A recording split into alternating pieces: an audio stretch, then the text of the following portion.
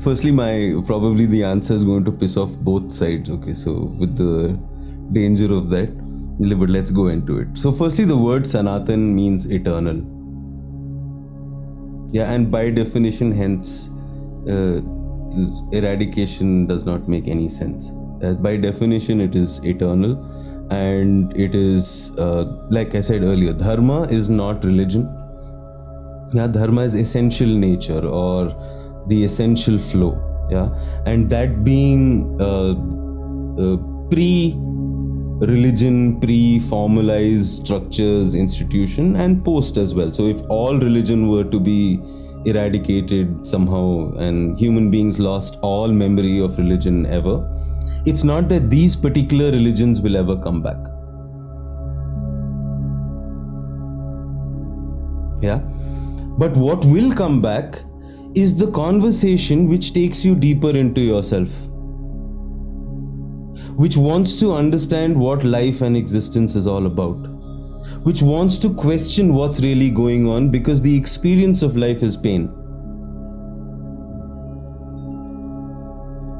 That will come back. Yeah.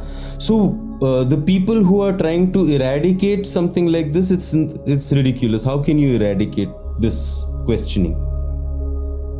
The people who are trying to protect it are also not aware of what is it they are protecting,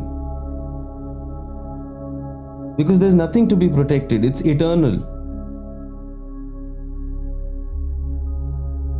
The moment one identifies oneself with this person, then the breaking of that, the return to innocence, the return to one's own true self is also going to occur. So this is just the way things go. There's nothing to be eradicated, nor is there anything to be protected here either.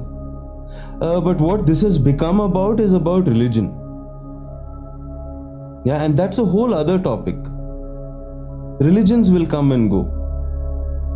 In fact, the form of religion, the Hindu religion that is practiced today, has evolved. It's not the same. These deities that you worship today are not there in the Vedas.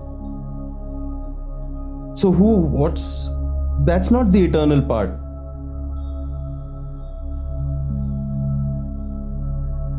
The eternal part is this questioning.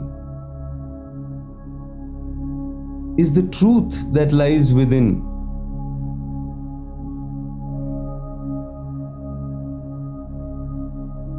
Hidden in plain sight.